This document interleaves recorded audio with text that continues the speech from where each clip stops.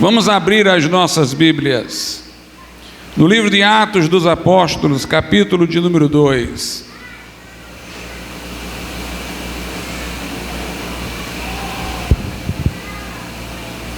Atos dos Apóstolos, capítulo de número 2, a partir do versículo de número 1 até o versículo de número 4. Atos 2, do 1 ao 4. E cumprindo-se o dia de Pentecostes, estavam todos concordemente no mesmo lugar. E de repente veio do céu um som como de um vento veemente e impetuoso, e encheu toda a casa em que estavam assentados. E foram vistas por eles línguas repartidas como que de fogo, as quais pousaram sobre cada um deles. E todos foram cheios do Espírito Santo, e começaram a falar noutras línguas, conforme o Espírito lhes concedia que falassem. Podeis assentar. Meus amados irmãos, notadamente os discípulos que estavam aqui reunidos já eram convertidos. Muitos deles, haviam se convertido até mesmo antes de Jesus aparecer pregando. Haviam se arrependido pela pregação de João Batista e haviam se submetido ao batismo para a profissão de arrependimento. E eles também seguiram Jesus antes de sua morte, de sua ressurreição. Grande parte dos discípulos estavam próximos de Jesus, eram crentes antes mesmo de sua ressurreição. Eles eram crentes ao modo do Velho Testamento. Eles tinham, com base na previsão da certa morte futura de Jesus Cristo, a antecipação do perdão de pecados. A salvação no Velho Pacto, também através da fé, para aqueles que mais distantes estavam da vinda de Cristo por uma fé profética. Os que o contemporizaram antes de sua morte e ressurreição puderam crer nele diretamente, mas antes dos fatos redentores. Todos estes receberam por antecipação o perdão de pecados. Abraão creu em Deus, isso lhe foi imputado como justiça. A morte de Cristo o beneficiou, apesar de ainda não ter ocorrido. Mas Deus, sabedor do fato consumado da morte de Jesus, que para Deus, como diz a Bíblia, já estava certa antes da fundação do mundo, o Cordeiro foi morto antes da fundação do mundo, o perdão de pecados era antecipado e a reconciliação com Deus. João Batista pregava o arrependimento para a obtenção desse perdão de pecados. Depois da morte e ressurreição de Jesus Cristo, há uma salvação mais ampla já usufruída aqui na terra. No Novo Testamento, quando cremos em Jesus, temos não só o perdão de pecados, a justificação diante de Deus, a mudança do status de condenado para justificado ante o tribunal de Deus, mas nós temos também nova vida. Nós nascemos de novo porque a vida ressurreta de Jesus é nos compartilhada.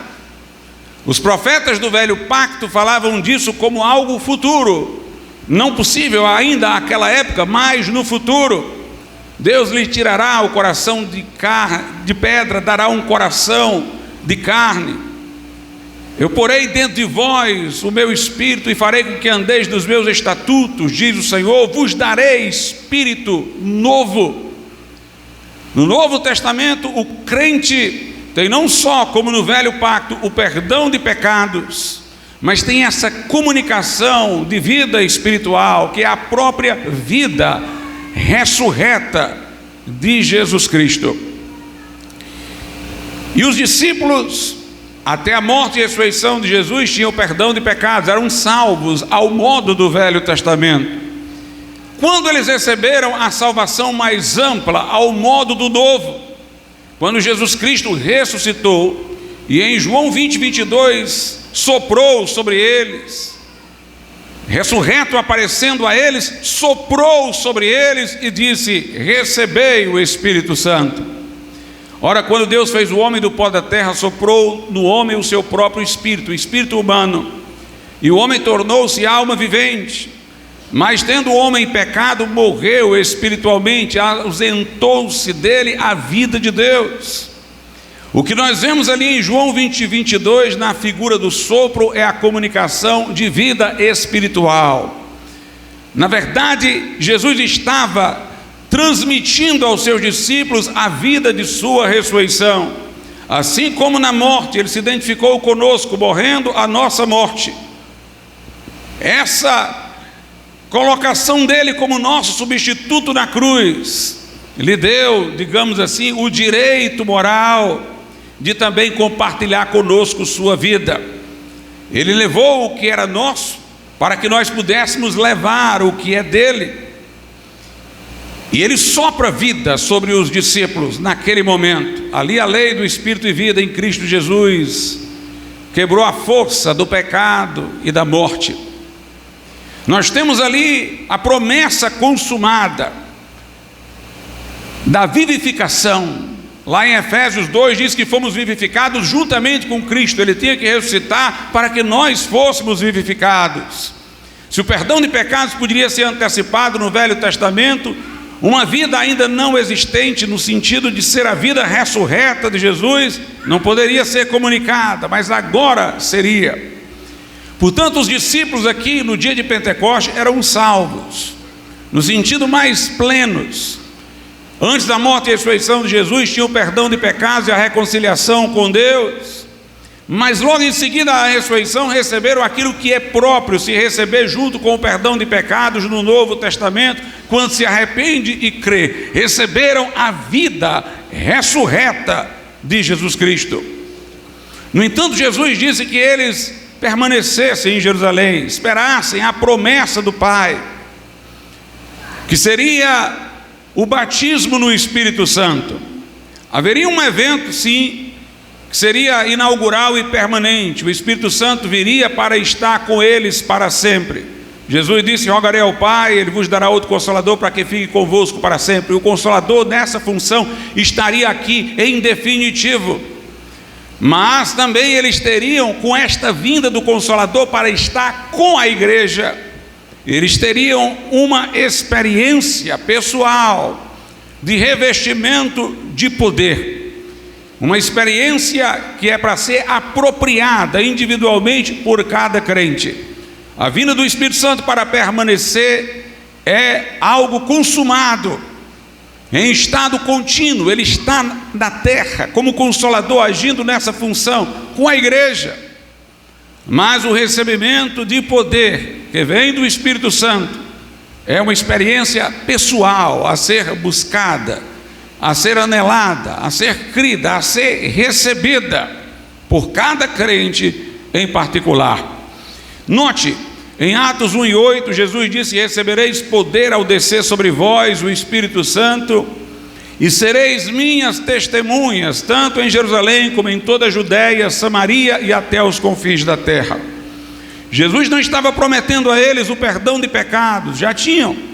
Jesus não estava prometendo a eles novidade de vida, ou a comunicação de sua vida ressuscitada, já a tinham recebido em João 20:22. Jesus não está prometendo aqui santificação, que já estava em andamento, porque já tinham a vida de Cristo em seus corações, que agora estava se desenvolvendo neles. Mas Jesus prometeu poder para testemunhar, capacitação para serviço. A razão de eles ficarem lá, de eles deverem esperar e buscar, era para que eles tivessem capacitação para serviço. Portanto, ninguém pode dizer que o que os discípulos receberam no dia de Pentecoste foi o modo de salvação do Novo Testamento, a comunicação da vida ressurreta de Cristo. Ninguém pode dizer que ali é que eles foram batizados, inseridos no corpo de Cristo. Ninguém pode dizer que ali foi quando eles tiveram a experiência da regeneração, ali que começou neles a santificação, ignorando João 20, 22, onde Jesus já havia soprado o Espírito de vida sobre eles. O que Jesus disse que ia acontecer a eles não era santificação, não era vivificação, é que eles iriam receber poder para fazer a obra de Deus. O versículo 1 diz assim: e cumprindo-se o dia de Pentecoste, estavam todos concordemente no mesmo lugar. Os nossos irmãos, que chamamos de tradicionais, que não creem no batismo no Espírito Santo como uma segunda experiência posterior à salvação, confundem com o próprio novo nascimento, com a própria experiência inicial, pela qual somos vivificados pelo Espírito Santo. Eles dizem, neste caso aqui, os discípulos não receberam essa visitação do Espírito Santo porque buscaram, como vocês, pentecostais, dizem. Vocês renovados, dizem. Eles não receberam porque buscaram, porque procuraram, mas porque esse foi o dia designado por Deus. Cumprindo-se o dia de Pentecoste, tinha que ser naquele dia. Era o dia em que o Espírito Santo viria para estar na terra, e logo eles o receberam naquele dia. Não poderia ser antes, não poderia ser em outro momento.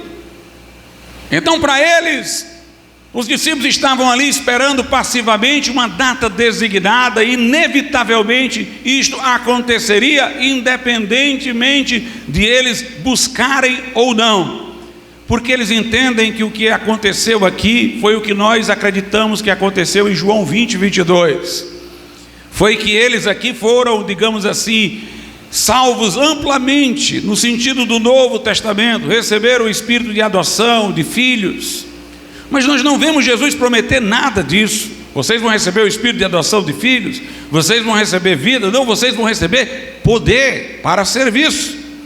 Mas de fato, teriam que receber na oportunidade de o Espírito Santo já ter chegado.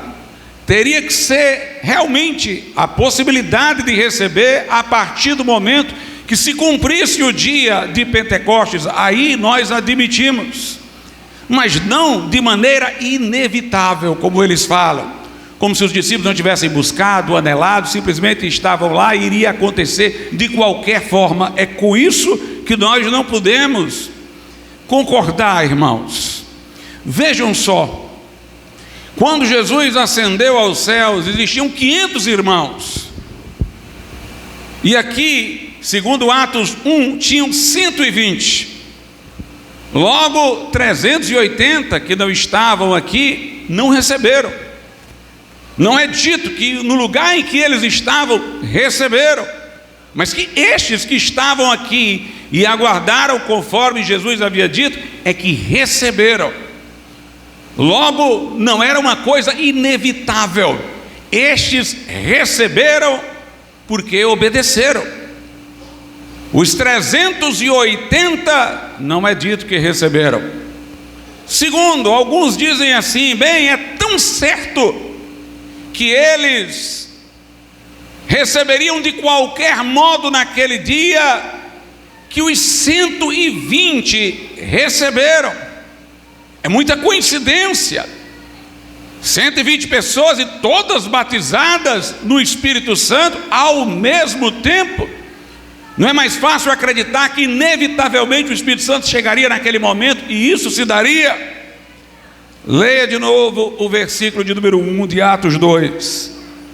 E cumprindo-se o dia de Pentecostes, estavam todos concordemente no mesmo lugar.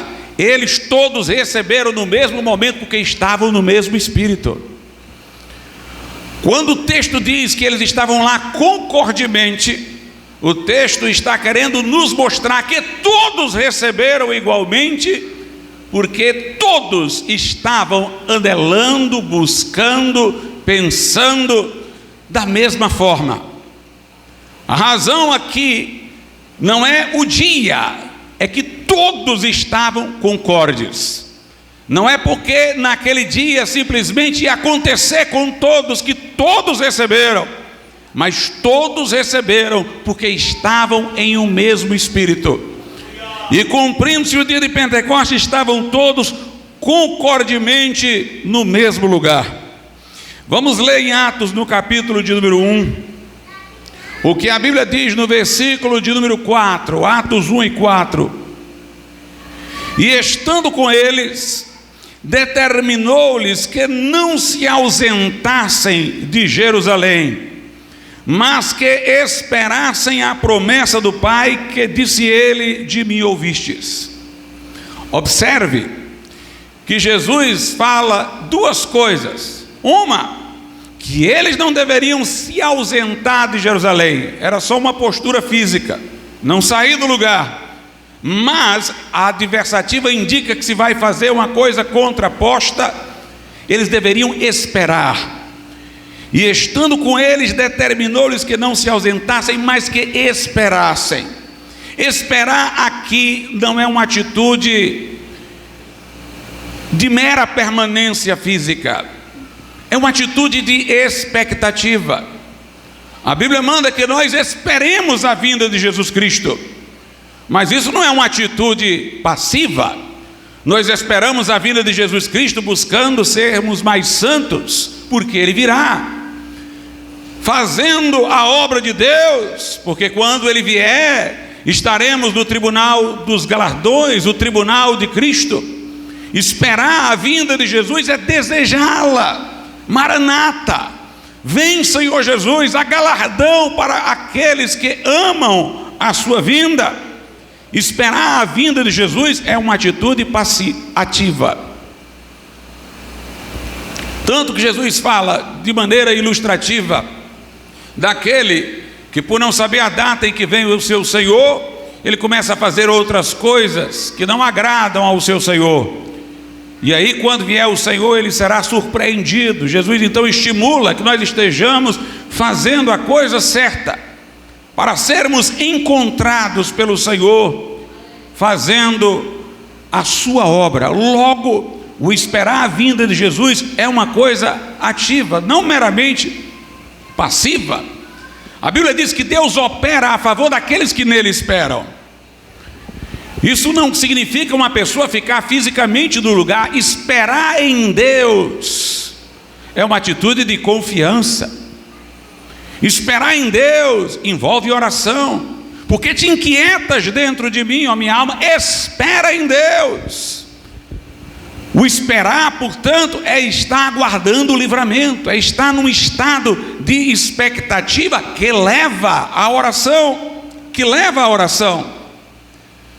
Logo, Jesus está dizendo que eles se mantenham na expectativa. E estando com eles, determinou-lhes que não se ausentassem de Jerusalém, mas que esperassem a promessa do Pai, que disse ele: de mim ouvistes. E aí o texto segue, porque na verdade, Jesus falando a eles: João batizou com água, mas vós sereis batizados com o Espírito Santo não muito depois destes dias.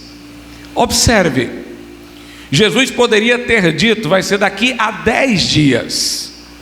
Mas Jesus disse: não vai tardar muito não. Mas ele não deu a data. Se ele já sabia que seria no dia de Pentecostes, por que não disse aos seus discípulos? Porque tiraria deles a expectativa.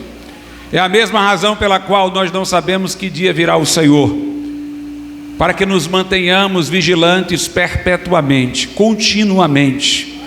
Jesus sabia que seria no dia de Pentecostes, mas não disse, eles não sabiam, para que eles se mantivessem no estado de expectativa e de oração e de fé na promessa pela qual poderiam recebê-la. Note, Jesus diz: não se ausentem, é uma coisa física. Esperem, é uma expectativa.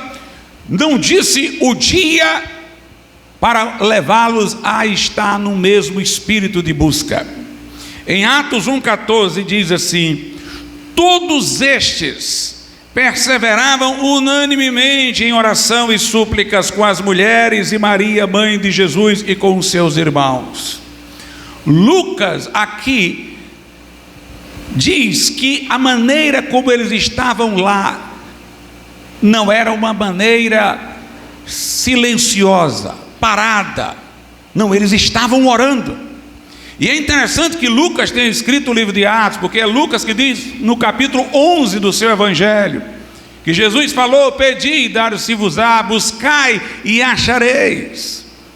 Porque quem pede recebe, quem busca acha, quem bate abre-se-lhe-á. E aí ele conclui no final: se vós sois maus e sabeis dar boas dádivas aos vossos filhos, quanto mais dará o Pai Celestial, o Espírito Santo, àqueles que lhe pedirem. É interessante que no outro evangelho não está assim, está assim que Deus vai dar boas coisas àqueles que lhe pedirem. Mas Lucas fala o Espírito Santo, o mesmo autor do livro de Atos. Ele estimula a busca: pedi, batei, buscai. Quem pede recebe, quem busca acha, quem bate abre-se-lhe-á. E diz que o dom do Espírito Santo é para os filhos, é para os regenerados. Se vós sois maus e sabeis dar boas dádivas aos vossos filhos, quanto mais o Pai Celestial não dará o Espírito Santo àqueles que lhe pedirem. A razão pela qual todos receberam igualmente é porque todos estavam lá concordemente. É porque todos estavam crendo na promessa. É porque todos estavam obedecendo a ordem física de permanecer. É porque todos estavam esperando, expectantes, em oração. E assim, quando o Consolador chegou, todos receberam. Voltemos lá para Atos, capítulo de número 2, verso de número 1. E cumprindo-se o dia de Pentecostes, estavam todos concordemente no mesmo lugar. E de repente veio do céu um som, como de um vento veemente e impetuoso, e encheu toda a casa em que estavam assentados. E aí diz no verso 4 que eles foram cheios do Espírito Santo e começaram a falar noutras línguas. Os eventos físicos que ali aconteceram foram para sinalizar como seria a experiência espiritual. O vento encheu o lugar em que todos estavam. Mas a Bíblia em seguida diz que todos foram cheios no interior do Espírito Santo. Apareceram línguas repartidas como que de fogo, visivelmente, exteriormente. Mas aí diz que eles começaram a falar em outras línguas. Os sinais externos evidenciavam o que estaria a acontecer internamente em cada um deles. E é interessante que a Bíblia quer mostrar que a experiência foi pessoal e particular, quando ela fala que apareceram línguas repartidas como que de fogo e pousaram sobre cada um deles. Havia uma língua de fogo sobre a cabeça de cada um. Se o vento encheu a casa com todos, as línguas de fogo foram sobre cada um deles. Houve ali um avivamento coletivo, expresso no dito de que o vento encheu toda a sala, mas cada um recebeu sua experiência particular, o que se expressa quando é dito que havia sobre cada um deles línguas de fogo que foram repartidas. Houve uma experiência pessoal, todos receberam, porque todos estavam ali concordemente, preenchendo as mesmas condições para receberem. Mas note o que o texto diz: de repente, veio do céu um vento impetuoso, um som, encheu todo lugar. De repente encheu. A expressão ser cheio do Espírito Santo, para nós pentecostais renovados, indica capacitação para serviço, Sempre que é mencionado que alguém é cheio do Espírito Santo, em seguida se fala de alguma coisa em que ele está fazendo de forma sobrenatural. E Isabel foi cheia do Espírito Santo e começou a profetizar. Há várias menções a isso de Lucas, lá no Evangelho. Pessoas que são cheias do Espírito Santo e então fazem alguma coisa, como profetizar, alguma ação que se explica sobrenaturalmente. Ser cheio é ser capacitado. Nós não temos outra alusão na Bíblia a essa expressão ser cheio, que não a uma capacitação sobrenatural. Aqui diz, foram cheios e começaram a falar em outras línguas. Alguma coisa sobrenatural acontecia em razão de estarem cheios. Em Atos 4:31, são cheios do Espírito Santo e começam a pregar com intrepidez a palavra de Deus. Sempre é uma alusão à capacitação. E eles de repente foram cheios. Os nossos irmãos tradicionais acreditam que cheio do Espírito Santo significa um estado de santificação. É como se na medida em que eu fosse andando no Espírito, me vigiando, me guardando de pecar, me guiando pelo Espírito, eu vou me enchendo até ficar pleno, totalmente dirigido pelo Espírito Santo. Nós não negamos a importância disso. Nós temos que andar no Espírito, sermos guiados pelo Espírito, termos vida espiritual abundante no Espírito Santo. Mas ser cheio do Espírito Santo nunca é mencionado em associação com a santificação, com o crescimento espiritual, mas sim com a capacitação para alguma coisa sobrenatural. Jesus saiu do deserto, cheio do Espírito Santo, e entrou numa sinagoga, e tomou o livro do profeta Isaías e o leu, onde diz no capítulo 61, o Espírito do Senhor está sobre mim, me ungiu para evangelizar os pobres, anunciar a libertação aos cativos. Ou seja, ele interpretou o que Lucas estava dizendo, que ele estava cheio do Espírito Santo, ele interpretou como ele estando ungido para pregar, para libertar, para fazer, portanto, ações sobrenaturais. E aqui diz, de repente foram cheios. Se o enchimento do Espírito Santo fosse a santificação, seria uma coisa gradual e progressiva, mas de repente foram cheios. Onde a Bíblia menciona ser cheio do Espírito Santo, é sempre de maneira repentina. E fulano de tal cheio do Espírito Santo fez isso. Não tem uma gradação anterior, de repente foram cheios. José Rego do Nascimento, que teve um grande papel no movimento de renovação espiritual entre os batistas, ele gostava de citar Efésios 5,18, que diz, não vos embriagueis com vinho, no qual há devassidão, mas enchei-vos do Espírito. Ele dizia, há um paralelismo aqui entre a embriaguez do vinho e ser cheio do Espírito Santo. E aí ele disse, será que se alguém beber um pouco de vinho cada dia vai ficar embriagado? Não vai ficar, é só se beber muito de uma vez só. E ninguém vai ser cheio do Espírito Santo em doses graduais. É de uma vez que você é cheio do Espírito Santo. Ananias disse a Saulo de Tarso, o Senhor Jesus que te apareceu no caminho, por onde vinhas, me enviou para que tu tornes a ver e seja cheio do Espírito Santo. Portanto, Ananias foi lá orar para que ele fosse cheio do Espírito Santo. Não era uma mera santificação, mas uma experiência que ele receberia com a oração e a imposição de mãos de Ananias. De repente, foram cheios. É interessante, irmãos, que lá em João 20:22, quando Jesus sopra o Espírito, é um vento, é um sopro, mas não houve barulho. Mas aqui diz, de repente veio do céu um som, como de um vento veemente e impetuoso. Este vento, aqui, por ser veemente e impetuoso, ele teve som. É uma indicação de que aqui é o Espírito Santo, irmãos, para consagrar a nossa fala. Primeiro, através da evidência do falar em línguas. Segundo, para trazer inspiração, intrepidez e poder à nossa pregação.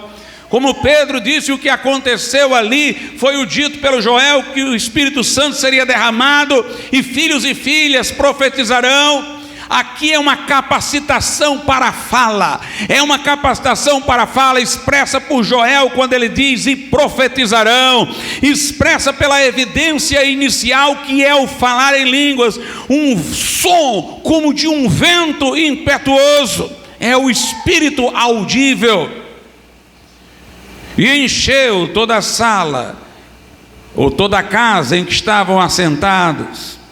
Foram vistas por eles línguas repartidas como que de fogo, as quais pousaram sobre cada um deles, e todos foram cheios do Espírito Santo, e começaram a falar noutras línguas, conforme o Espírito lhes concedia que falassem. A Bíblia diz, irmãos, que quando eles começaram a falar em línguas, pessoas que estavam em Jerusalém, provenientes de vários lugares, os entenderam em sua própria língua. Eram tantos que não se poderia imaginar que 120 falando aquelas línguas seriam discernidos por alguém. Mas é que eles falavam em línguas espirituais e Deus fazia o milagre de cada um os ouvir, quer dizer, os 120 por inteiro em sua própria língua. Eles ficavam perplexos por causa disso, porque um dizia, eu estou ouvindo eles falarem na minha língua, o outro disse, não, eu os estou ouvindo na minha. Houve um milagre de audição.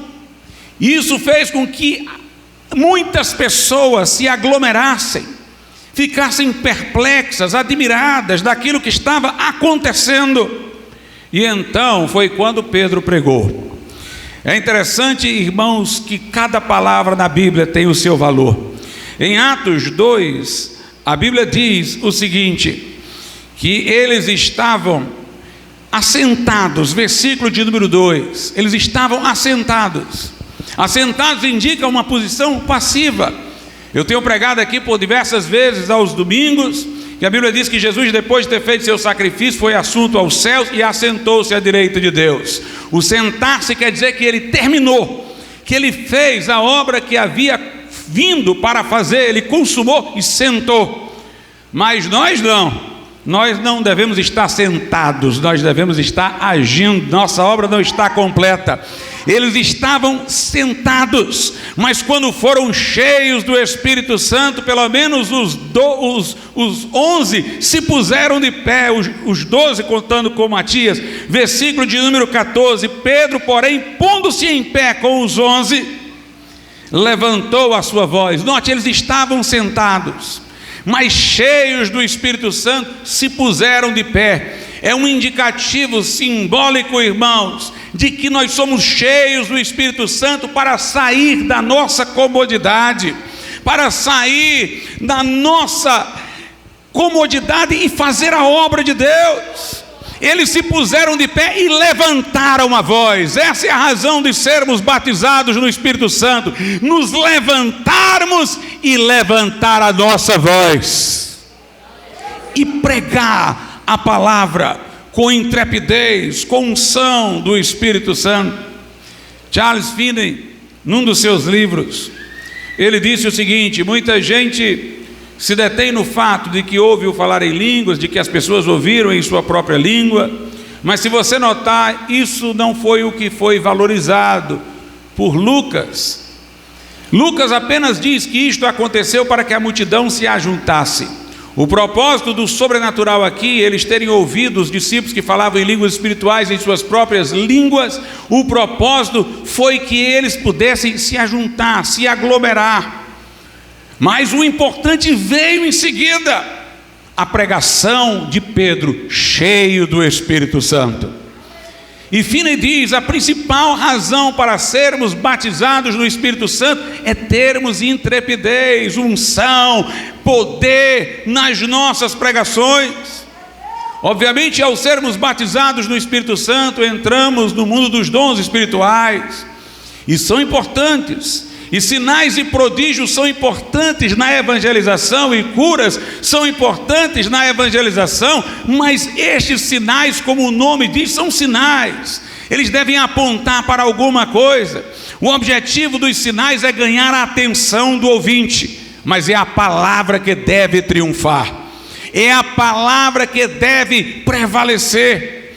Meus irmãos, o que nós estamos precisando mais do que nunca é da palavra ungida pelo Espírito Santo, é da palavra com poder e graça para quebrar as cadeias, as prisuras.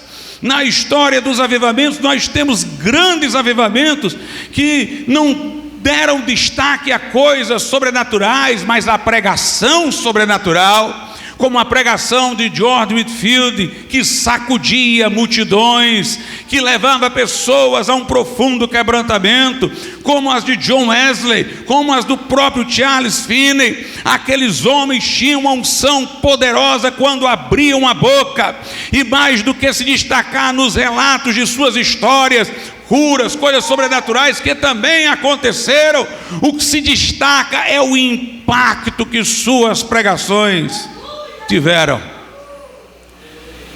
As pessoas costumam fazer uma associação de batismo no Espírito Santo diretamente com dons, curas, milagres. As igrejas neopentecostais, como chamadas, fazem isso. Falam do batismo no Espírito Santo pelo aspecto estimulante do sensacional, do sobrenatural, e focam só em curas, em milagres, em coisas deste tipo, que devem acompanhar a pregação para ganhar ouvintes para ela. Mas o que converte é a pregação do Evangelho, não são sinais e prodígios.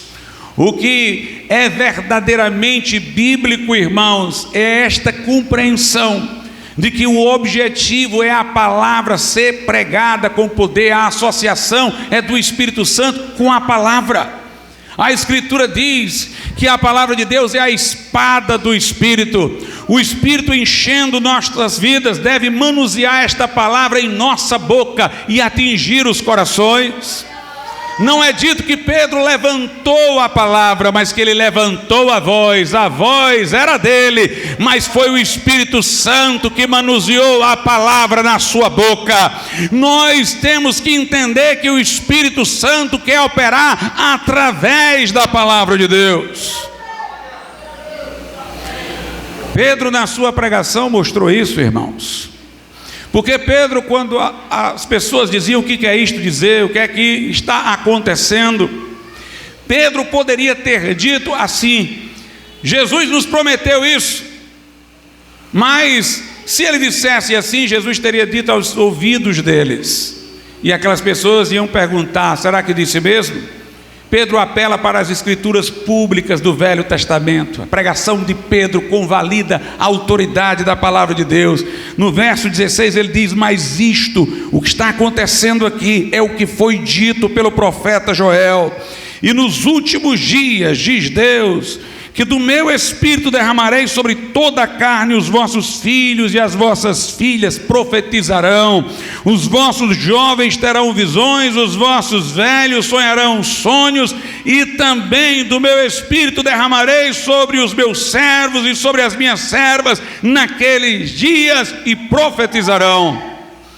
Pedro, então, na mesma pregação, vai falar sobre Jesus, que segundo o verso 22, Pedro diz: foi aprovado entre eles com sinais e prodígios, como quem diz: vocês viram os sinais que ele fez.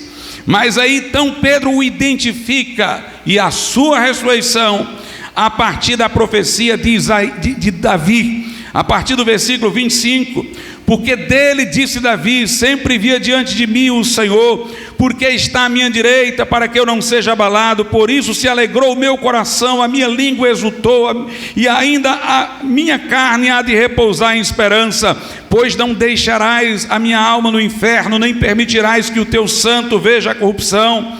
Fizeste-me conhecer os caminhos da vida, com a tua face me encherás de júbilo. Aí ele argumenta, versículo 29, homem, irmãos, seja-me lícito dizer livremente acerca do patriarca Davi, que ele morreu e foi sepultado, e entre nós está até hoje a sua sepultura. Quer dizer, ele não estava falando dele mesmo. Sendo, pois, profeta, e sabendo que Deus lhe havia prometido com juramento que do fruto de seus lombos, segundo a carne, levantaria o Cristo para o assentar sobre o seu trono, e antevendo isto da ressurreição de Cristo, que a sua alma não foi deixada no inferno, nem a sua carne viu a corrupção, Deus ressuscitou a este Jesus, de que todos nós somos testemunhas. Pedro não fala só dos sinais e prodígios que Jesus fez. Pedro não fala só que ele foi testemunha ocular da ressurreição de Jesus junto com aqueles outros discípulos. Ele mostra que tudo está de acordo com as Escrituras, com o Salmo de Davi, com a profecia de Joel, e é sob a autoridade das Escrituras que ele imprime convicção à sua fala. No versículo 36, saiba, pois, com certeza a casa de Israel, que esse Jesus a quem vós crucificastes, Deus o fez Senhor e Cristo. Esta convicção poderosa, essa inspiração para saber o texto da Escritura, atingiu o coração dos ouvintes, e a Bíblia diz que eles ficaram compungidos. Os seus corações ficaram despedaçados, e aqueles que estavam ouvindo disseram: que faremos, varões e irmãos? Pedro disse: arrependei-vos, cada um de vós seja batizado em nome do Senhor Jesus, vocês vão ter remissão de pecados, e depois recebereis no futuro, é uma segunda bênção, pós-conversão, normalmente pós-batismo nas águas, e recebereis o dom do Espírito Santo, porque a promessa diz respeito a vós, aos vossos filhos, aos que estão longe, a todos quanto Deus nosso Senhor chamar.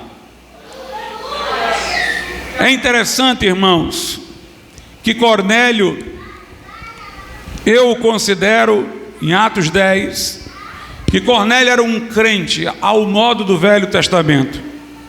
Ele creu na promessa messiânica antes da morte e ressurreição de Jesus,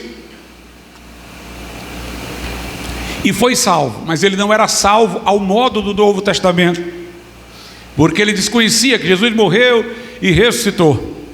Tem uma passagem que os calvinistas gostam de utilizar para ensinar que somente os eleitos creem, como eles entendem eleitos, mas o sentido é outro, que eu vou explicar agora. Lá em João 10, Jesus diz àqueles que o estão ouvindo: vocês não creem em mim porque não são das minhas ovelhas. Se fossem, vocês criam. Como se você devesse primeiro ser ovelha para depois crer em Jesus, em vez do contrário. Mas é que as pessoas que creram em Jesus antes de sua morte e ressurreição foram aquelas pessoas que creram na promessa do Pai. Até a morte e ressurreição de Jesus, a fé salvífica era na promessa do Pai, de que Jesus viria. Aqueles que já criam na promessa do Pai vinham a Jesus, eram ovelhas do Pai que o Pai estava dando para Cristo. Por isso que Jesus fala: daqueles que tu me deste. Aqueles que não criam no Pai não vinham até Jesus, porque o caminho naquele momento era crer na promessa do Pai para chegar até Jesus. Agora que pregamos o Evangelho, a pessoa crê em Jesus e chega no Pai. Mas naquele momento Jesus disse: ninguém vem a mim se o Pai que me enviou não o trouxer, se não for primeiro do Pai para depois ser meu. Aí Jesus diz: ainda tem muitas ovelhas que não são deste aprisco, o que importa trazê-las. Os calvinistas entendem que são eleitos, que ainda não confessaram fé e irão confessar, mas Jesus está falando de crentes, segundo o Velho Testamento, que estão fora do aprisco de Israel, gentios que creem, e que ele está dizendo que iria trazer todos para o seu aprisco. E Cornélio era um destes. Cornélio estava nessa situação esquisita. Se ele morresse antes da morte e ressurreição de Jesus, ele estava salvo. Depois da morte e ressurreição de Jesus, ele não sabia dos acontecimentos, ele precisava de salvação ao modo do Novo Testamento. Por isso que o próprio Deus apareceu para ele, porque Deus se encarrega de levar aqueles que são seus ao encontro de Cristo. E Deus aparece a Cornélio e manda que ele chame Pedro. E quando Pedro vai lá, entenda, Cornélio era uma pessoa que já conhecia as Escrituras do Velho Testamento. Ele foi tão rápido para se converter, que antes de Pedro terminar, com poucas palavras que Pedro havia dito, ele já estava com Jesus no coração. Mas a Bíblia diz que ele falou assim, que Pedro falou assim naquela pregação: visto que Deus ungiu a Jesus de Nazaré com o Espírito Santo e com poder, e ele saiu fazendo o bem e curando todos os oprimidos do diabo. Note, foi isso daí que despertou a fé de Cornélio para o batismo no Espírito Santo. Se o crente está unido a Cristo em nova vida, e se Jesus em seu ministério foi ungido pelo Espírito Santo e curou os oprimidos do diabo e saiu fazendo o bem, então Cornélio naquele momento entendeu: isto é para mim. E ele ia se apropriando de tudo que era falado por Pedro, da salvação, da compreensão, de capacitação para o serviço. E enquanto Pedro ainda falava, caiu o Espírito Santo sobre eles. E foram cheios do Espírito Santo também, e falaram em outras línguas na casa de Cornélio. Note, mais uma vez, vemos uma associação da plenitude do Espírito Santo com a ideia de capacitação. Os que não são pentecostais renovados dizem: como é que ele soube que tinha que receber isso? Se Pedro não falou. Pedro falou que Jesus, na pregação, Pedro disse, foi ungido com o Espírito Santo e poder, e saiu fazendo bem e curando os oprimidos do diabo. E ali Cornélio despertou para receber capacitação também para a sua vida. Em Atos, no capítulo de número 8, veja só o que a Bíblia diz. Quando Filipe desce a Samaria, olha o versículo de número 6. E as multidões unanimemente prestavam atenção ao que Filipe dizia, porque ouviam e viam os sinais que ele fazia. É isso que eu quero que você leve em conta nessa noite. A Bíblia diz que a multidão dava atenção ao que Filipe dizia, porque eles tinham visto os sinais. Os sinais são para ganhar atenção para a palavra, não são para virar o foco. Esses neopentecostais que vemos por aí é só sinal, sinal, sinal, sinal. Eles querem aglutinar multidões que vêm a eles atrás de sinais. Mas aqui nós vemos o objetivo dos sinais. Eles viam os sinais e então prestavam atenção ao que Filipe dizia. O objetivo é chamar para a palavra. Diz aí o verso 7: pois que os espíritos imundos saíam de muitos os que os tinham, clamando em alta voz, e muitos paralíticos e coxos eram curados, e havia grande alegria naquela cidade. Mas teve um ouvinte de Filipe que se aprisionou aos sinais e que ignorou a palavra. Foi Simão. Veja aí o verso 9. Ele já era um homem que tinha um status de mágico e não queria perder o status. Diz aí no verso 9: estava ali um certo homem chamado Simão, que anteriormente exercera naquela cidade a arte mágica, e tinha iludido o povo de Samaria, dizendo que era uma grande personagem, ao qual todos atendiam, desde o menor até o maior, dizendo: este é o grande poder de Deus. E atendiam-no porque já desde muito tempo os havia iludido com artes mágicas. Mas como cresce em Filipe, é como se ele estivesse entrando ali no meio da multidão, como cresce em Filipe, que lhes pregava acerca do reino de Deus e do nome de Jesus Cristo, e se batizavam tanto homens como mulheres, e creu até o próprio Simão. É como se ele estivesse vendo: bem, eu vou ficar sozinho. O que este homem faz aí não é como eu sou um ilusionista. Este homem aí faz realmente milagres, todo mundo está indo, eu vou entrar também, tentar descobrir como é que ele faz isso. Ele creu apenas que era verdadeiro o que Filipe fazia, mas ele não teve a fé salvífica, como se verá. Note, e creu até o próprio Simão, e sendo batizado ficou de contínuo com Filipe. Ele não largava Filipe, e vendo os sinais e as grandes maravilhas que se fazia, estava atônito. Ele não ficava atrás de Filipe para ouvir, ele não ficava atrás de Filipe para aprender, ele estava atrás de Filipe para ver os sinais. Ele ficou obcecado com os sinais. No verso de número 14 diz: os apóstolos, pois, que estavam em Jerusalém, ouvindo que Samaria recebera a palavra de Deus, enviaram para lá Pedro e João, os quais, tendo descido, oraram por eles para que recebessem o Espírito Santo, porque sobre nenhum deles tinha ainda descido, mas somente eram batizados em nome do Senhor Jesus. Então lhes impuseram as mãos e receberam o Espírito Santo. É curioso, irmãos, aqui que nós vemos também a reafirmação de que há uma subsequência do batismo no Espírito Santo, porque estes aqui creram, foram batizados, mas eles, batizados nas águas, não haviam sido batizados no Espírito Santo sobre eles, o Espírito Santo não tinha descido ainda. E Pedro e João foram lá, não para pregar mais para eles já eram convertidos, não para batizá-los de novo nas águas, o batismo foi convalidado, mas para orar por eles, para que recebessem a plenitude do Espírito Santo. Eles impondo as mãos, eles receberam o Espírito Santo. É interessante que você nota que tem aqui uma separação entre o povo de Samaria e Simão. Lá no verso 12 diz que como crescem em Filipe, os que estavam ouvindo atentamente se batizaram, homens e mulheres. Aí no verso 13 ele separa Simão, e creu até o próprio Simão, que ele creu de outra maneira, ele creu só em função de coisas visíveis. E mais uma vez nós vemos aqui uma separação, quando diz impôs as mãos e eles receberam o Espírito Santo. Simão não está incluso. Simão não recebeu, porque não era salvo, e nem queria receber. Ele queria era ter o privilégio de impor as mãos sobre outros para que recebessem também.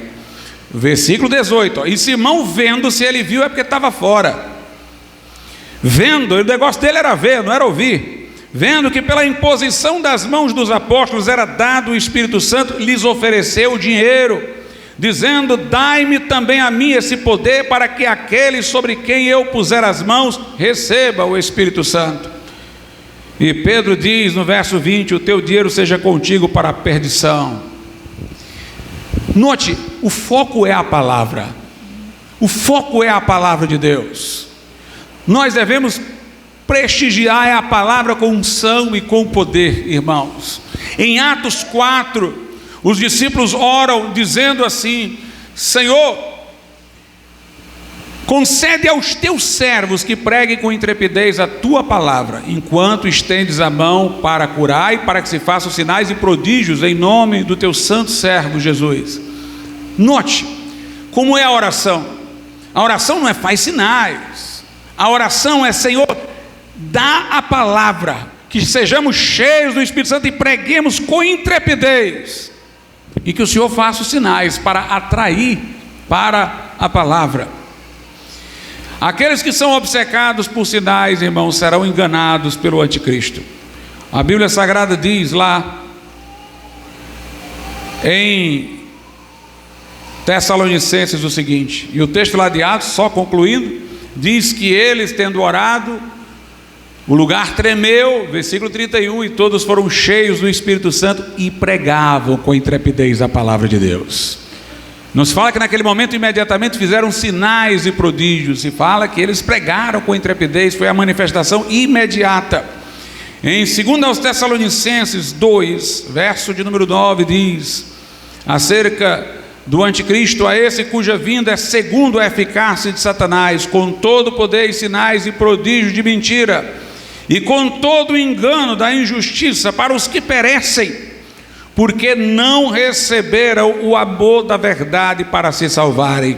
E por isso Deus lhes envia a operação do erro, para que creiam a mentira, para que sejam julgados todos os que não creram a verdade, antes tiveram prazer na iniquidade. Note, é dito desses homens que eles não receberam o amor da verdade, que eles não creram na verdade, o interesse deles era só de sinais. E aí eles foram levados por sinais e prodígios de mentira, feitos pelo anticristo. Acerca de Estevão, a Bíblia diz em Atos 6, verso 8: e Estevão, cheio de fé e de poder, fazia prodígios e grandes sinais entre o povo. Mas o objetivo de Estevão era principalmente pregar. É o que o vemos fazer diante do sinédrio: pregar, ser apedrejado porque estava pregando. E no versículo 10, veja o poder que veio para ele pregar, por ser cheio do Espírito Santo. Verso 10 de Atos 6: e não podiam resistir à sabedoria e ao Espírito com que falava. Deus dava a sabedoria argumentativa a ele, que ele vencia todos os opositores, e o poder de convicção pelo Espírito dele era irresistível. É isso que nós estamos precisando, irmãos. O verdadeiro movimento pentecostal é aquele que prestigia a pregação da palavra e a fidelidade da palavra à Escritura Sagrada. Hoje nós estamos vendo uma grande apostasia no mundo. Cada dia que passa, igrejas se afastam do prumo. Ouvimos falar na Europa, nos Estados Unidos, de igrejas que celebram casamento entre pessoas do mesmo sexo. Começaram ordenando mulheres pastoras e entrando na onda do feminismo religioso. Nós vemos algumas que transformaram o culto numa danceteria e deixaram à vontade pessoas promíscuas para estarem lá também dançando, e se profanaram em todos os aspectos. A Bíblia Sagrada, irmãos, fala de apostasia, que é desvio. Antes que venha o filho da perdição, e com ele virá a apostasia, diz lá na carta aos Tessalonicenses. Lá na primeira carta de Paulo a Timóteo, no capítulo 4, verso 1, diz: nos últimos tempos muitos apostatarão da fé, dando ouvido a espíritos enganadores e doutrinas de demônios. Esses espíritos enganadores e doutrinas de demônios vêm de fora, irmãos. Porque não diz que alguns vão apostatar da fé por outros que já apostataram? Tem que ter um começo. Os que vão apostatar vão ser porque estão dando ouvidos a espíritos enganadores e doutrinas de demônios que estão fora do contexto da igreja. Apostasia é quando os pilares da fé são abandonados, porque a pessoa quer acomodar o discurso ao que está acontecendo no mundo, para evitar tensão e dificuldades. Note, a apostasia tem ligação direta com a falta do poder do Espírito Santo. Porque se você não tem coragem de pregar, intrepidez de pregar, não tem unção, palavra da sabedoria para argumentar, então você se encolhe com medo, quando o mundo é hostil. E quando a igreja se cala, ela termina recepcionando as influências externas. Por isso que Paulo diz a Timóteo: cuida de ti mesmo, da doutrina, prega, insta. Fazendo isso te guardarás a ti, aos que te ouvem, de serem confundidos com o pensamento do lado de fora. Por isso, irmãos, nós vemos igrejas pentecostais se desviando. Mas vamos ser francos, as outras se desviam muito mais facilmente. Eu li um livro recentemente de um presbiteriano conservador nos Estados Unidos, um homem corajoso, e ele surpreendentemente diz: graças a Deus pelos pentecostais, porque as denominações históricas já assimilaram muita coisa, mas os pentecostais ainda resistem. Nós precisamos de poder, irmãos, para confrontar isso, porque se nós não confrontarmos, estas coisas entram. A igreja, para vencer nestes dias, tem que ter o poder do Espírito Santo, para ser mantenedora da verdade, para ser firme na defesa da verdade. O poder do Espírito Santo é para pregar a verdade, porque a verdade não é apreciada por este mundo, é hostilizada, e nós precisamos de coragem para pregá-la ao mundo. O mesmo Espírito Santo que dá poder é chamado de Espírito da verdade. João 14:17, Jesus diz: o Espírito de verdade que o mundo não pode receber, porque não o vê nem o conhece, mas vós o conheceis, porque habita convosco e estará em vós. Nós precisamos do poder de Deus para pregar a verdade com coragem, para não nos calarmos. A Igreja Católica Romana criou uma doutrina, por sinal foi até um anglicano que saiu da igreja anglicana e foi para a Igreja Católica que colocou isso para justificar os erros do romanismo. Ela tem uma doutrina que é o desenvolvimento do dogma. Para ela, os dogmas estão se desenvolvendo. Ela admite que no século IV não tinha o papado como agora, mas foi se desenvolvendo lá no século V, que o culto aos santos foi progressivamente surgindo, que na época dos apóstolos nós só tínhamos as sementes, mas elas ainda iriam brotar e novas doutrinas iam aparecer, e a Igreja Católica seria a mentora desses dogmas que iriam surgir. No Concílio do Vaticano I, novas doutrinas estavam aparecendo que o catolicismo não tinha oficializado antes, como a infalibilidade papal, e depois a Imaculada Conceição de Maria, a Assunção de Maria aos céus. Mas na verdade, meus amados irmãos, a Igreja Católica foi acomodando a sua mensagem às superstições populares. O povo era supersticioso, por isso ela foi para a ideia da hóstia ser transubstanciada, porque o povo gostava de mágica. O povo adorava deuses, agora ia adorar santos. Ela foi adaptando as superstições populares e apostatando. A Bíblia não fala de desenvolvimento do dogma, a Bíblia fala de apostasia. A doutrina está pronta, é a fé que de uma vez para sempre foi entregue aos santos. Está lá em Judas. O que a Bíblia diz que vem em seguida não é desenvolvimento, é a possibilidade de apostasia, de sair do prumo. Para guardar esta palavra, irmãos, tem que ser no poder do Espírito Santo. Lá na carta de Paulo a Timóteo, 2 Timóteo capítulo 1, versículo 14, Paulo diz: guarda o bom depósito pelo Espírito Santo que habita em nós. A mensagem está concluída, é um depósito a ser guardado, não uma semente a desenvolver, e nós temos que guardar o depósito através do Espírito Santo de Deus. Não são do Espírito Santo. Aqui em João, quando Jesus fala do Consolador, note o que Jesus diz. João capítulo de número 14, verso 26, mas aquele Consolador, o Espírito Santo, que o Pai enviará em meu nome, esse vos ensinará todas as coisas. Jesus está dizendo que os apóstolos já teriam todas as coisas, nada a desenvolver depois, e esse ensino de todas as coisas viria pelas cartas, pelas epístolas, mas em seguida diz: e vos fará lembrar de tudo quanto vos tenho dito. Lembrar, para que fossem escritos os evangelhos que contam o que Jesus fez e disse. Em João 16, 13 diz: mas quando vier aquele Espírito de verdade, ele vos guiará em toda a verdade. Não era uma verdade parcial a ser desenvolvida, mas a toda ela. Porque não falará de si mesmo, mas dirá tudo o que tiver ouvido e vos anunciará o que há de vir. Note, temos aqui toda a Bíblia. Vos anunciará o que há de vir, Apocalipse, Tessalonicenses. Vos ensinará todas as coisas, as epístolas. Vos fará lembrar o que vos tenho dito, os evangelhos. O livro de Atos, onde conta como Jesus apareceu a Paulo e o que disse. Portanto, nós teríamos através do Espírito Santo todo o Novo Testamento. Aquela geração teria todas as coisas prontas. Não haveria que se desenvolver mais nada, senão guardar o depósito que fora colocado. Um movimento no século XIX surgiu na Alemanha chamado liberalismo teológico.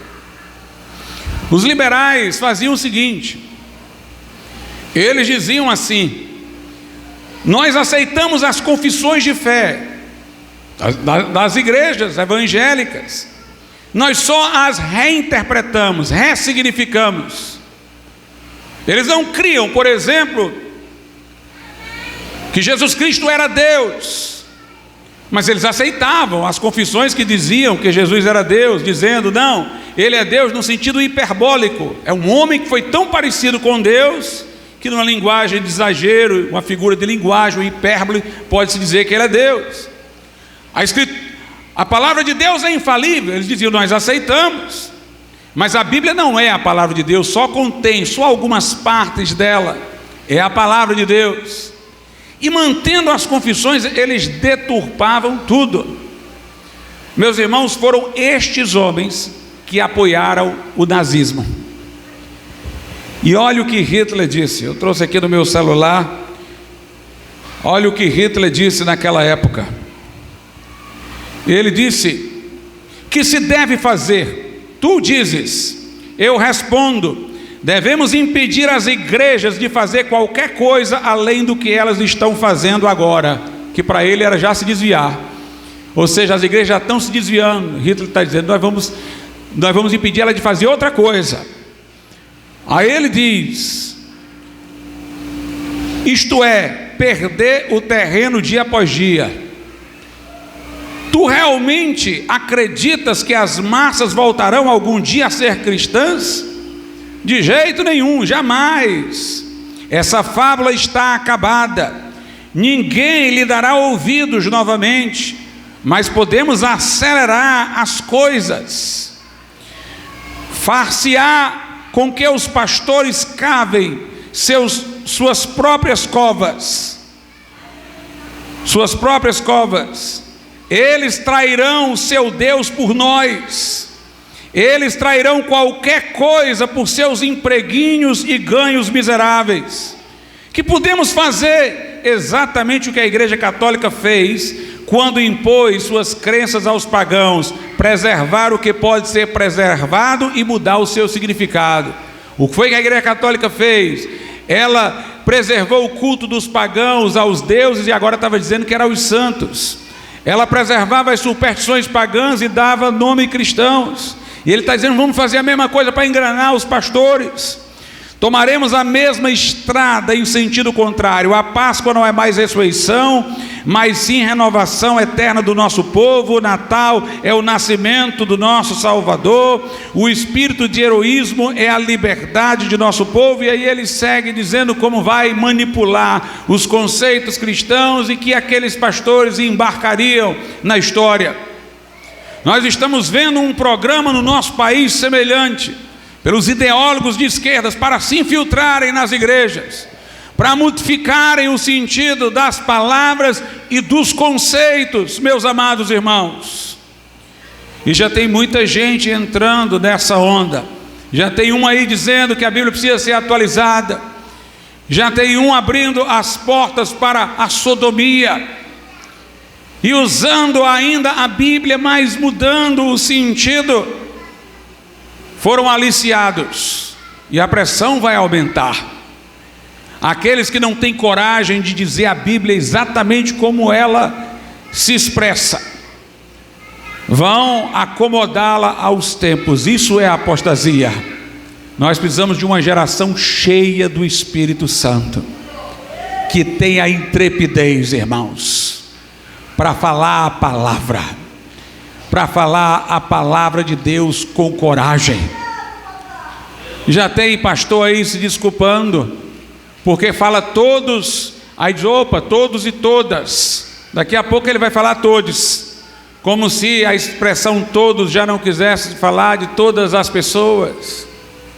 Já tem irmãos, pregadores aí dizendo: nós não podemos falar disso abertamente nos púlpitos, para não ferir a sensibilidade de certas pessoas. Nós já estamos vendo inúmeras acomodações. A pessoa nem percebe, mas ela já está cedendo na linguagem. Ainda diz que crê naquilo que a Bíblia diz, mas já está cedendo na fala. Está chamando a mulher do pastor de pastora, mas aí ele diz: não, eu sei que ela não é pastora, é só porque é a mulher dele. Está promovendo, não está querendo ser antipático numa igreja em que se admite a ordenação feminina. Nós precisamos de coragem, irmãos, de coragem, de unção do Espírito Santo, que Deus opere sinais e prodígios para fazer um mundo surdo se despertar para nos ouvir. Mas nós não ficaremos obcecados com isso. Nós queremos a palavra poderosa. Enéas Tonini dizia sobre os avivamentos que a palavra de Deus é o combustível que alimenta o fogo. Nós precisamos de poder para essa palavra ser pregada, o pecado ser denunciado, Cristo ser proclamado com coragem. Se quiserem aí fora ceder, ceda. Mas como eu disse uma vez aqui nessa igreja, eu digo de novo: aqui não. Aqui vai parar lá na porta. Aqui é esta palavra que vai triunfar. Doa a quem doer. Deus disse a Ezequiel: fala, quer ouçam, quer não. Falam, quer ouçam, quer não queiram ouvir. Eles vão fazer a cara dura diante de ti, mas eu vou fazer a tua cara mais dura do que a deles. Precisamos, irmão, de gente corajosa. E não há isso sem a unção do Espírito Santo.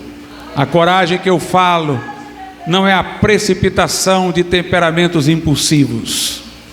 É aquela coragem que Estevão teve.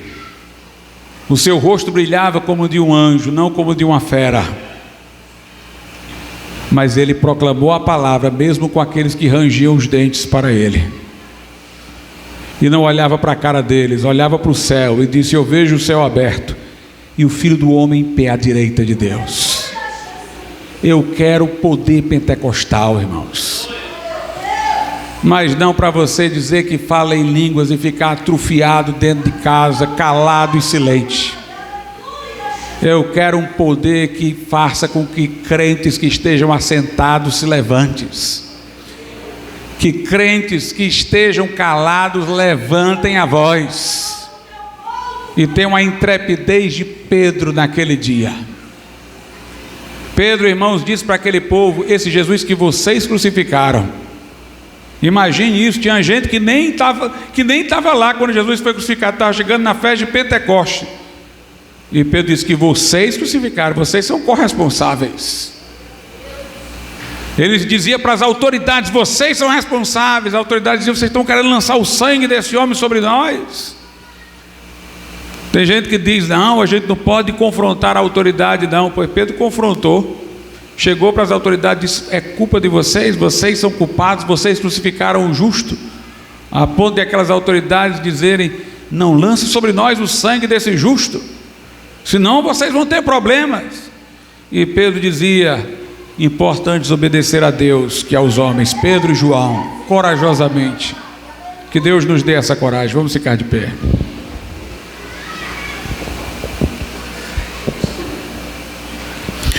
Soberano Deus e nosso Pai, que Tua palavra, Senhor, seja aplicada aos corações, com graça, com poder, e que haja, meu Deus, santidade, que haja unção, que haja fogo, que haja, meu Deus, coragem do céu, revelação do alto.